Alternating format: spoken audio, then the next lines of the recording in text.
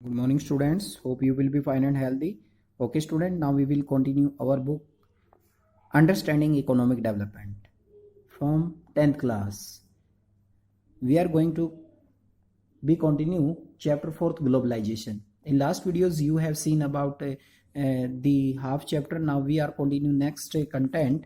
In this content we are studying what is globalization. In last videos I have explained this paragraph. तो we have to be know what is the meaning of globalisation, यानी कि यहाँ पर हम लोग जानेंगे कि वैश्वीकरण का अर्थ क्या है, ग्लोबलाइजेशन किसे कहते हैं। देखिए यहाँ पर डिफाइन किया गया what is the meaning of globalisation. Globalisation is the process of rapid integration और इंटरकनेक्शन बिटवीन कंट्रीज। ग्लोबलाइजेशन क्या एक ऐसी प्रक्रिया है जिसमें हम लोग बाजार का या अलग अलग कंट्री का इंटीग्रेशन करते हैं, आपस में उसको इंटरकनेक्ट करते हैं, यानी कि एक ऐसी प्रक्रिया जिसके द्वारा एक देश का या एक देश की इकोनॉमी को आपस में इंटरकनेक्ट किया जाता है, दैट इज कॉल्ड ग्लोबलाइजेशन। उसको हम लोग बोलते हैं वैश्वीकरण। वैश्वीकरण का मतलब है यानी कि एक देश को दूसरे देश के साथ जोड़ना या एक देश की इकोनॉमी को दूसरी देश की इकोनॉमी के साथ इंटरकनेक्ट करना। That is most important definition because you are studying about globalisation. तो ग्लोबलाइजेशन वैश्वीकरण का मतलब यही होता है कि एक देश की इकोनॉमी को दूसरे देश की इकोनॉमी के साथ जोड़ना। That is most important point. अब ग्लोबलाइजेशन को बढ़ावा देने में कौन रोल प्ले करता है? MNC are playing a major role in the globalisation process. That is most important, यानी कि जो एमएनसी हमारी मल्टीनेशनल कंपनीज है वो एक बहुत बड़ा रोल प्ले करती है ग्लोबलाइजेशन की प्रक्रिया में। More and more goods and services, investment and technology are moving between countries. कहते हैं कि ज्यादा से ज्यादा जो गुड्स और सर्विसेज है, यहाँ तक कि जो टेक्नोलॉजी है वही कंट्री से दूसरे कंट्री में जाता है। Most region of the world are in closer contact with the other than in a few decade back. यदि हम कुछ पीछे के दशक की बात करें तो पहले इतने ज्यादा इंटरकनेक्शन नहीं थे कंट्रीज के, ट्रेड होता था आपस में, कंट्री इंटरकनेक्ट थे, लेकिन इतने ज्यादा नहीं थे जैसा कि आज हम लोग देखते हैं कि आज एक इंडियन मार्केट के अंदर विदेशी जो गुड्स है वो आसानी से हम लोग परचेज कर सकते हैं। तो बहुत बड़ा योगदान रहा है हमारी कहीं ना कहीं आज के समय में टेक्नोलॉजी का, और जो इन्वेस्टमेंट करी एमएनसी कंपनी उसका सबसे बड़ा योगदान है। तो एमएनसी ने बहुत बड़ा रोल प्ले किया ग्लोबलाइजेशन को बढ़ावा देने में। Beside the movement of good services, investment and technology, there is more way in which countries can be connected. कहते हैं कि हम लोग बात करें गुड्स की या सर्विसेज की, इसके साथ साथ हम लोग क्या करते हैं, आज तकनीक का भी हम लोग एक तरह से आदान प्रदान करते हैं कंट्री से दूसरे कंट्री में। This is through the movement of people between countries. कहते हैं कि बहुत सारे लोग ऐसे भी हैं जो यानी कि एक कंट्री से दूसरे कंट्री में जाते हैं मेनली वर्क काम करने के लिए, एम्प्लॉयमेंट के लिए। People usually move one country to another in search of better income, better job and better education. आप लोग जानते हैं कि बहुत सारे लोग क्या है, माइग्रेशन करते हैं one country to another country. क्यों करते हो, क्या रीजन है उसके पीछे? भाई बेटर इनकम मिले उनको, वहां पर बेटर जॉब है, वहां पर बेटर एजुकेशन उनको मिले। In the past few decade however in not much increase in the movement of the people between countries due to various restrictions. कहते हैं कि पिछले कुछ दशकों में अगर हम बात करें, there has not been much increase in movement of people between countries due to various restriction. कहते हैं कि पिछले कुछ दशकों में यानी कि जो लोग हैं वो कम कंट्री से दूसरे कंट्री में जा रहे हैं, उसके पीछे कुछ रिस्ट्रिक्शन रही है। अब जो नेक्स्ट कंटेंट हम लोग शुरू करेंगे, यहाँ पर आपने देखा ग्लोबलाइजेशन का मीनिंग क्या, ग्लोबलाइजेशन में एमएनसी कैसे रोल प्ले करती हैं, एमएनसी की भूमिका क्या है। और अगर हम बात करें पर्टिकुलर यहाँ पर टेक्नोलॉजी का भी, गुड्स और सर्विसेज का तो हम आदान प्रदान करते ही करते हैं, लेकिन बहुत सारे लोग ऐसे हैं जो क्या है एक कंट्री से दूसरे कंट्री में जॉब की तलाश में, बेटर इनकम के लिए, बेटर एजुकेशन के लिए जाते हैं। तो इस तरीके से हम लोग क्या करते हैं, टेक्नोलॉजी का भी आदान प्रदान करते हैं। हाउ डिस्कस करें अब इसमें कौन कौन से फैक्टर हैं, factor that have enable globalisation. वो कौन कौन से फैक्टर है यानी कि जो ग्लोबलाइजेशन को बढ़ावा देते हैं। सबसे पहले हम लोग बात करते हैं यहाँ पर टेक्नोलॉजी के बारे में, यानी कि तकनीक के बारे में। Rapid improvement in technology have been one major factor that had been stimulated the globalization process. For instance, the past 50 years have seen several improvement in transportation technology. This has made much faster delivery of goods across long distance possible at lower cost. कहते हैं कि अगर हम बात करें technology की, पिछले कुछ समय में ग्लोबलाइजेशन की प्रक्रिया को बढ़ावा देने में टेक्नोलॉजी ने बहुत बड़ा रोल प्ले किया है। उदाहरण के लिए हम पिछले 50 साल पहले की बात करते हैं तो several improvement in transportation technology, यानी कि जो ट्रांसपोर्ट टेक्नोलॉजी है उसमें हमें बहुत सारे सुधार देखने को मिले। This has made much faster delivery of good across the distance possible at lower cost, यानी कि आज हम लोग कम खर्चे में, यानी कि विदेशों में भी जो गुड्स होते हैं उनको आसानी से ट्रांसपोर्ट कर सकते हैं, एक स्थान से दूसरे स्थान पर भेज सकते हैं। तो टेक्नोलॉजी का मतलब अगर हम यहाँ पर जनरली ट्रांसपोर्टेशन की बात करें तो ट्रांसपोर्टेशन सेक्टर में हमने बहुत ज़्यादा डेवलपमेंट किया है, कम्युनिकेशन सेक्टर में हमने बहुत ज़्यादा डेवलपमेंट किया। तो तकनीक में जैसे ही हमने डेवलपमेंट किया तो इसने हमारे देश की, यानी कि तकनीक, यानी कि हमारे देश की जो तकनीक है, तकनीक के कारण ही हम लोग आज बहुत आगे जा चुके हैं। तो टेक्नोलॉजी का भी ग्लोबलाइजेशन प्रक्रिया में बहुत बड़ा रोल है, क्योंकि वस्तुओं का आदान प्रदान तभी होगा जब हमारे पास टेक्नोलॉजी अच्छी होती है। चाहे गुड्स की बात करें हम लोग, चाहे सर्विसेज की बात करें, उनको one place to another connectivity के लिए हमें ट्रांसपोर्ट कम्युनिकेशन के साधनों की आवश्यकता पड़ती है। Even more remarkable have been the development of information and communication technology. अगर हम लोग यहाँ पर बात करें आईटी की, इंफॉर्मेशन टेक्नोलॉजी की, सबसे ज़्यादा बढ़त हमने इंफॉर्मेशन और कम्युनिकेशन टेक्नोलॉजी में ली है। In recent time technology in area of telecommunication, computer, internet have been changing rapidly. कहते अगर हम बात करें टेलीकम्युनिकेशन की, कंप्यूटर, इंटरनेट की, तो उसमें भी काफ़ी चेंजेज आए हैं। Telecommunication facility, telegraph, telephone including mobile phone, fax are use to connect one another around the world to access information instantly and to communicate from remote area। कहते कि अब लोग, हम जानते हैं कि टेलीफोन है, टेलीग्राफ है, टेलीफोन है, फैक्स है, इसके द्वारा हम लोग क्या करते हैं, इन्फॉर्मेशन के द्वारा, यानी कि दूसरे कंट्री के साथ जो मीन्स ऑफ कम्युनिकेशन है, इनके साथ हम लोग क्या करते हैं, कोई दूर दराज रहने वाला व्यक्ति है उसके साथ भी हम लोग आसानी से जुड़ सकते हैं। This has been facilitated by satellite communication device as you would aware. कहते कि सब कम्युनिकेशन डिवाइस कैसे पॉसिबल हो पाया, जो सैटेलाइट हम लोग यूज करते हैं कम्युनिकेशन के लिए, कम्युनिकेशन को बढ़ावा देने के लिए। As you would be aware, computer have now enter almost every field in activity you might have seen venture in the amazing world of internet। कहते कि आज के समय में जो कंप्यूटर है वो हमारे जीवन का एक अहम पार्ट बन चुका है। डिफरेंट पार्ट, एजुकेशन में बात करें आप लोग, किसी भी फील्ड की बात करें, तो कंप्यूटर हमारे जीवन के लिए असेंशियल है। उसी तरह से इंटरनेट ने भी हमें एक अद्भुत संसार में लाकर छोड़ दिया, where you can obtain and share information on almost anything you want to know. कहते कि आप लोग इंटरनेट की बात करते हैं तो आप वहां पर कोई भी सूचना प्राप्त कर सकते हैं, आदान प्रदान कर सकते हैं। Internet also allow to send instant electronic mail. Email की फुल फॉर्म क्या होती है, electronic mail. Electronic mail talk voice across the world at negotiable cost. Negotiable का मतलब उचित मूल्य पर, यानी कि हम लोग उचित मूल्य पर एक कंट्री से दूसरे कंट्री में कम्युनिकेशन कर सकते हैं, कनेक्टिविटी कर सकते हैं।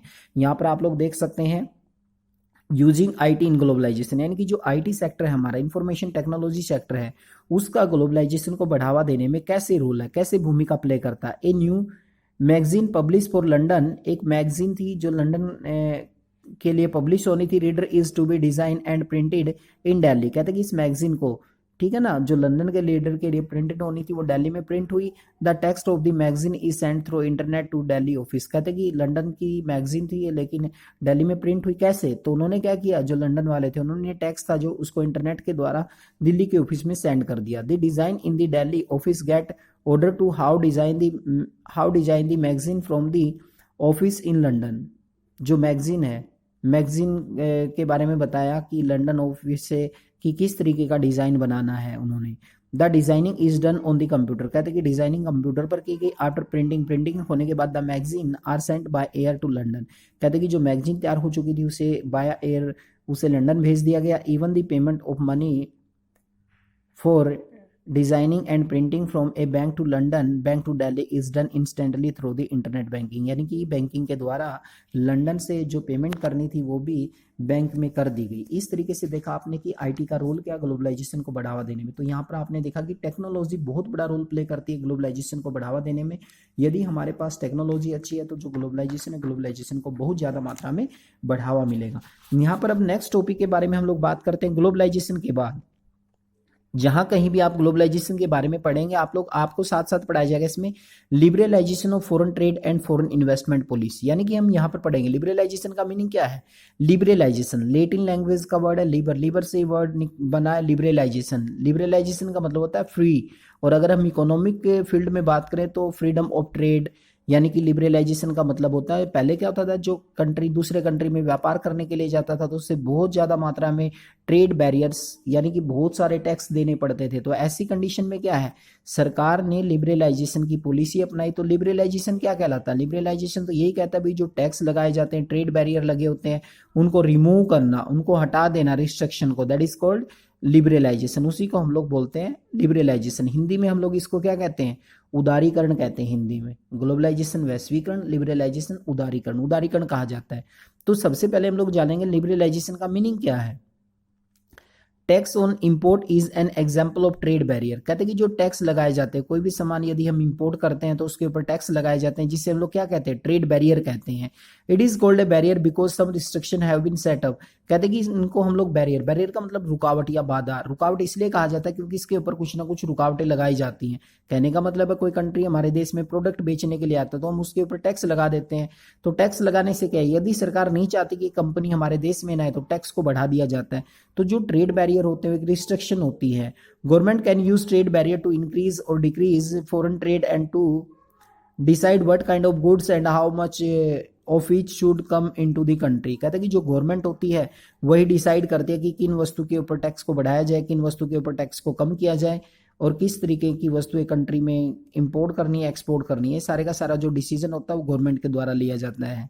The Indian government after independence had put barrier foreign trade. That is most important question for board exam, कि जो इंडियन गवर्नमेंट है आजादी के बाद उसने भी ट्रेड बैरियर, जो विदेशी व्यापार था, विदेशी निवेश था, उसके ऊपर ट्रेड बैरियर लगा दिए। कहने का मतलब क्या है भाई, हमारी इंडस्ट्री इंडिपेंडेंट मिली हमें कॉलोनियल पीरियड से, तो ऐसी कंडीशन में क्या हम लोग कॉम्पिटिट नहीं कर सकते थे ब्रिटिश गवर्नमेंट के आजादी के बाद, हम लोग कॉम्पिटिट नहीं कर सकते थे बाहर से आने वाली एमएनसी को, इसलिए क्या हमने ट्रेड बैरियर लगा दिया, अपनी टैक्स लगा दी व्यापार के ऊपर। This was considered necessary to protect producer. ऐसा हमने क्यों किया, प्रोड्यूसर को कंट्री के अंदर थे जो फॉरेन कंपटीशन से बचाने के लिए। Industries were just coming up in 1950 and 1960। The competition from import stage would not allow them industries to come up. कहते हैं कि 1950-60 के दशक में जो हमारे देश में छोटी छोटी इंडस्ट्री डेवलप हुई थी, वो इस बात की परमिशन नहीं देते थे कि उस समय पर हम लोग विदेशी कंपनियों को अपने देश में आने दें, उनके साथ व्यापार करें। इसलिए क्या हमने ट्रेड बैरियर लगा रखे थे, ट्रेड बैरियर यानी कि व्यापार अवरोध लगा रखे थे। Thus India allow import is essential items such as machinery, fertilizer, petroleum, etc. Note that all developed countries during the early stage of the development have been protection to domestic produce through variety of means। कहते हैं कि यहाँ तक कि हम लोग देखें तो हमारी जो आवश्यक चीज़ें होती थी, जैसे मशीनरी है, फर्टिलाइज़र है, पेट्रोलियम है, इन्हीं चीज़ों को हम लोग अपने देश में मंगवाते थे क्योंकि ये हमारे लिए बहुत ज़रूरी थी। तो ज़्यादातर वस्तुएं बहुत कम थी। और सबसे इंपॉर्टेंट डेट है यहाँ पर देखें, स्टार्टिंग अराउंड 1991। कहते हैं कि लगभग 1991 में some far reaching changes policy were made in India. यानी कि इंडिया के अंदर जो इकोनॉमिक रिफॉर्म्स है वो किए गए 1991 में। 3 रिफॉर्म्स थे, ये पहले भी मैं आपको बता चुका हूँ। 1991 इकोनॉमिक रिफॉर्म की बात आती है तो 1991 में, 1991 में हमने इकोनॉमिक रिफॉर्म, आज़ादी के तुरंत बाद हमने ट्रेड बैरियर लगाए ताकि विदेशी कंपनियां ना आए, क्योंकि 1950-60 के दशक में केवल छोटी इंडस्ट्री ही हमारे देश में डेवलप हो रही थी। यदि विदेशी एमएनसी कंपनी हम यहाँ पर आती तो हमारी कंपनी उनको कॉम्पिटिट नहीं कर सकती थी। लेकिन हमने कब अपनाया लिबरलाइजेशन को, ग्लोबलाइजेशन को, 1991 में। और हमने इकोनॉमिक रिफॉर्म्स किए। क्यों किया ऐसा हमने? And the government decided that the time had come to Indian producer to compete with producer around the globe। क्योंकि इंडियन गवर्नमेंट को लगने लगा कि अब हमारा समय आ चुका कि हम लोग विदेशी कंपनियों के साथ compete कर सकते हैं बाजार में। It felt that competition would improve performance of the producer within the country since they would have improved their quality। कहते कि अब लगने लगा भारत सरकार को कि हमारी क्वालिटी भी सुधरेगी इससे और हम लोग कॉम्पिटिट कर सकते हैं।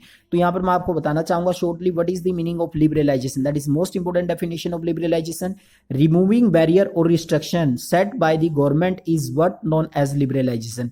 कहते हैं कि रिमूविंग होता है हटा देना, जो बैरियर लगे होते हैं यानी कि जो टैक्स लगे होते हैं, जो रुकावटें लगी होती हैं व्यापार के ऊपर जो गवर्नमेंट के द्वारा लगाई जाती है, उनको हटा देना ही क्या कहलाता है? लिबरलाइजेशन कहलाता है। कोई भी कंट्री है वो एक्सपोर्ट या जो इंपोर्ट प्रोडक्ट होते हैं उनके ऊपर कहीं ना कहीं क्या करता है? टैक्स लगा देता है, इंक्रीज कर देता है सरकार के द्वारा। यानी कि उन टैक्स को, बैरियर का मतलब यहाँ पर टैक्सेस से है, तो उन टैक्सेस को रिमूव करना, उन रिस्ट्रिक्शन को हटा देना जो गवर्नमेंट के द्वारा लगाई जाती है, उसी को हम लोग क्या कहते हैं? लिबरलाइजेशन कहते हैं। That is most important definition, removing trade barrier. इतना याद रखें, ट्रेड बैरियर को रिमूव करना ही ग्लोबलाइजेशन कहलाता है। That is most important point. Okay student, let continue this chapter. In last videos we have to be completed this chapter, so study carefully. That is most important, and outline the most important point. Economic reform 1991, meaning of liberalization, what is the meaning of trade barrier? Trade barrier क्या होते हैं? Tax on import is an example. Tax on import यानी कि import के ऊपर जो tax लगाए जाते हैं, that is called trade barrier, व्यापार अवरोध कहते हैं इसे हम लोग।